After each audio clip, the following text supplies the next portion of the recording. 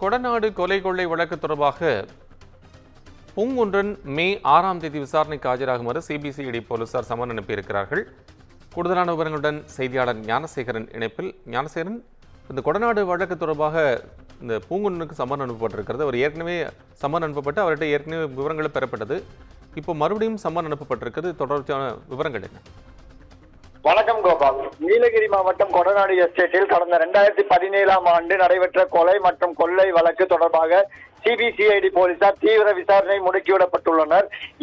இவ்வழக்கில் இதுவரை முன்னாள் முதலமைச்சர் ஜெயலலிதாவின் முன்னாள் வளர்ப்பு மகன் சுதாகரன், அவரது முன்னாள் பாதுகாப்பு அதிகாரி வீரப்பெருமாள் உள்ளிட்ட 300க்கும் மேற்பட்டோரிடம் விசாரணை நடத்தப்பட்டுள்ளது.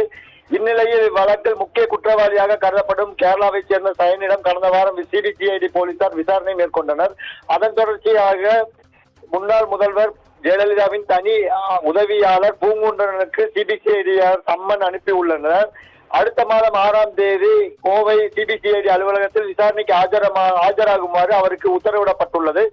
பூங்குன்றன் முதல் முறையாக சிபிசிஐடி விசாரணைக்கு ஆஜராக இருப்பது குறிப்பிடத்தக்கது. முன்னதாக இந்த வழக்கில் விசாரித்த ஐஜி தலைமையிலான தனிப்படையினர் பூங்குன்றனை விசாரணை என்பது குறிப்பிடத்தக்கது. சிபிசிஐடியின் இந்த புதிய நடவடிக்கை இவ்வழக்கில் மேலும் பல முக்கிய தகவல்கள் வெளிவரலாம் என்று எதிர்பார்க்கப்படுகிறது. கோபால்,